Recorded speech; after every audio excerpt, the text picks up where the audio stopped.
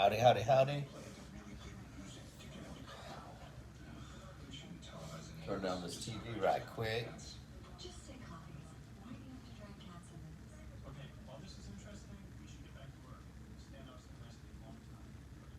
We're just gonna let Willow do the live today. She's cold kicking it live. Howdy, howdy, howdy.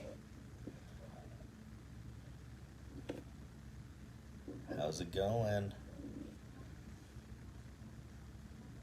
This is kind of out of nowhere that I decided to do a quick live, so just give a minute or two, see if anybody else jumps on here. We got a couple. Just gonna talk about basically being stranded. Oh man, van life always seems so wonderful until the stuff that happens. But it's all kind of take it in stride and kind of makes you appreciate things as well, and remind you, gotta stay on your toes. How's everybody doing? Who's in here right now? Let me see here. Let's go here. Live chat. Get this set up here. Sorry, guys. Yeah, so this is kind of short notice. Maybe people will come on. They won't. Maybe they won't because they didn't see the notification. And like I said, I just did it last minute. So basically, I was headed through Interstate 40 towards Kingman, and you guys saw I was over with Brian from Off Grid Backcountry Adventures and Phil from Down to Mob the night before. Woke up in the morning. Van ambulance started up. The overland ambulance started up really well. Got on Interstate 40, headed towards Kingman because I'm going up to descend on Bend up in Oregon. And doing about 60, 65 miles an hour. And all of a sudden I'm just rolling and the light just like the service engine soon light came on and I just lost power instantly. It was like 40 miles an hour. Then it dropped down to like 30 miles an hour, and then I hobbled it to a petrol. Was it a petrol station? And it just like I could floor it, and it would just start kind of sputtering, and barely made it to the parking space. And on the freeway, I was riding in the emergency lane the whole way, doing like I said 30, 40 miles an hour, and it was pretty gnarly because you got all these semis freaking whizzing by, trying to give you room. But, over the ambulance, she ain't no light girl, boy. She's like moving around. But, it was cool. I was able to make it somewhere safe. And then my chief from the Navy actually lives in Kingman. Gave him a call. I'm like, hey, I broke down. I don't know what's going on. Gave him the symptoms, kind of like what I just said to you guys right now. And a couple of people who chimed in to help out said, sometimes a fuel filter will do that on the diesels. It put it into limp mode. So went ahead and was able to locate a fuel filter for me. It's the van body, so you have to take off a lot of stuff: the air filter, the housing, all the hoses there, and then the ones behind it as well. And we were able to get in there and do the fuel filter. It's on top of the motor, thankfully. Excuse me, guys. So we got that switched out, did all the priming procedures, got it started up. For a second, it sounded like it was going to be pretty good, but it was not. So we were going to try to hobble it down and get the code red over like at AutoZone or something.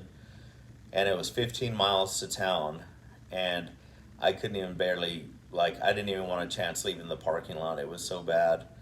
And so I just brought it back and parked it where it was. I could only do like maybe 10 miles an hour at that point. So it's progressively got less and less speed. Every time I started it, it seemed like. So finally I called my insurance because I have towing and stuff. I figured I might need it, you know, being on the road and stuff, you never know where you're going to be at.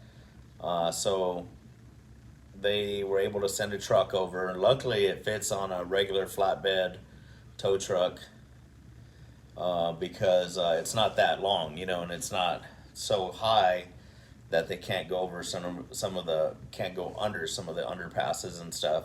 So got it up on that. Willow got to ride in that in the ambulance up there, and got it to the Ford dealership yesterday. And like right not too far from the Ford dealership is a hotel that accepts dogs, so I was able to get that. Hey, what's up, Nomad? Just giving the lowdown of what's been going on. So, you know, got it to the Ford dealership, and when they unloaded it and I started it to pull it in the parking space, I mean, it was like I got to the spot and I turned the wheel, and right as I started reversing, it just completely died, and just I put it in neutral and let it roll into the parking spot. So I went into Ford, told them what was going on, and they said that, you know, I had called ahead of time and told them what was going on, that I was traveling, that I live in it. And they're like, oh, we should be able to look at it today, if not tomorrow. I was like, okay, cool. You know what I mean? They're at least willing to get me in there. So I dropped it off, and I didn't hear anything yesterday, and I didn't hear anything today. So I called. They give you this text thing to text them, you know, for customer service. You don't have to call, I guess, or show up. And I texted them about, well, sometime right afternoon, maybe 1, and they said that they had not even pulled it in and given it a glance yet. So that's kind of a bummer, because it is costing me like $150 a night, which is fine. Like, I don't mind paying it, you know, a night or two. This cuts into my fun money, but you know, I'm comfortable. Willow's comfortable, and hopefully it'll be fixed in the next day or so. So that's kind of what's going on. I don't know if everybody here got all the information or not. If you have any questions or anything, let me know. It's kind of weird not being in your house, and you don't realize, like, if it when it's behind like locked gates, and you don't have access to it. Well, I was warmed out. it's like it's like maybe a city block away, but you have to cross through 2 dirt fields, and I had all my camera gear in one of those Pelican cases that it's kind of like a roller type, you know, at the airport. And then I had my computer bag on top of that. Then I had a backpack with clothes on, and then another bag full of food, and I had her on the leash, and I'm like looking homeless, walking through the freaking desert. It's 110 degrees, feeling like a dang whip swamp donkey out here. I got here, I was sweating so hard. I was like, gosh, dang, boy, I'm tore down. So finally got in there, cranked the freaking AC, and been in here since. You know, I've walked to Walgreens and gotten food a couple of times. Wasn't expecting to be here this long, but it is what it is. So just trying to stay as positive as possible with it all, you know. So I appreciate you guys all like chiming in. A lot of people gave me advice and things to check and stuff, and just the well wishes and stuff. Yeah, buddy, it's a bummer, but I know I'll be on the road regardless of what happens. Whenever it gets fixed, I'm gonna head up. Like I said, I was supposed to be at Descent on Bend, which starts in 2 days. I'll still probably make it depending on what happens or how long it takes. I may not be there on the first day, second day, but I'll get there. And then I'm gonna be in the Oregon, Washington area, probably for close to a month. And then at the end of the month, I'm gonna head back towards Arizona and probably do like Hawaii trip. I know I'm doing a Hawaii trip. That's why I got to come back. Spend a couple weeks there. But yeah, that's what's going on. If anybody has any questions, come find me. I'll give you a great big nomad hug. Appreciate you, brother. Are you going to Descend on Bend, or are you just going to be in the area? Nomad. I was lucky to find, you know, like this Walgreens that's right real close here too, to get Willow some food and stuff, and she's super comfortable, you know. I'm thankful that there was a hotel that was nearby that was able to, uh, have dogs and stuff. It's a little weird because Willow's so chill. You guys, if you guys follow the channel, like that's how she is all the time. Unless we're going on a hike or something, she gets all like, "Whoa, yeah, let's go." And she's had medical problems recently and stuff that's kept her a little less active. So like other people come here and they put their dogs in their hotel and take off and they're just like yapping for like an hour or 2 hours. I was like, yeah, this is crazy.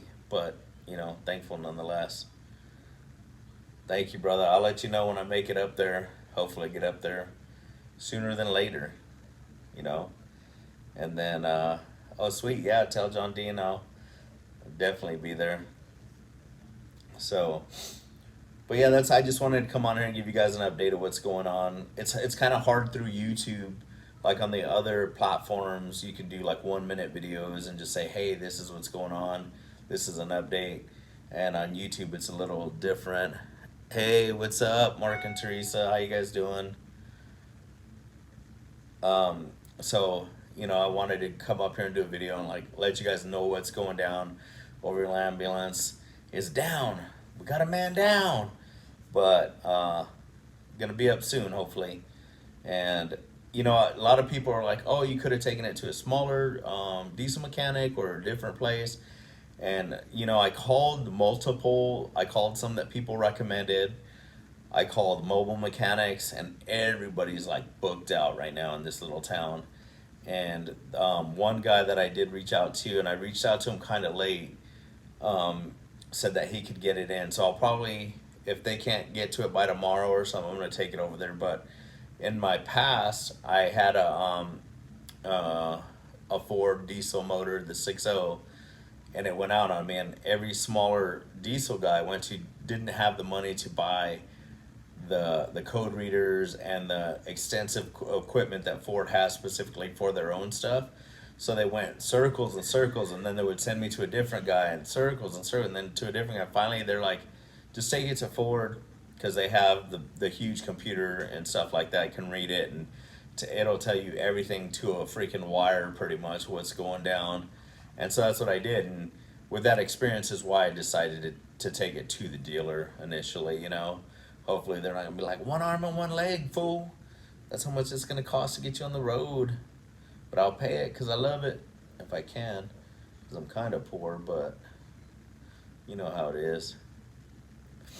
But yeah, thank you guys for chiming in and checking out the live and getting the updates. And please comment, any advice, anything you guys have experience with the 7.3. Supposedly a great motor. Hoping it's just like a sensor or something. If I'd have just had a dang reader, I could probably figure it out. But I didn't have hey, what's up, Mark?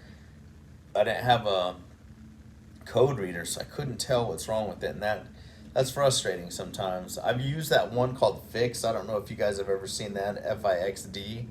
It was kind of like their like launch, like an Indiegogo or one of those types of things, and you plug it in and it works through your phone and it tells you what things are doing. And I really miss having that, but I think now that I have the 7.3 liter diesel, I think I want to get an actual like reader programmer. I will never mess with the things because I just don't want to jeopardize that motor. But love you, brother. I'll see you up there. So yeah, that's it. So thank you guys again for checking this out, hearing the updates. All your prayers and positive vibes have been awesome, and I'm so thankful for you guys. Appreciate it. You gonna say bye, Mochi? Bye, Mochi.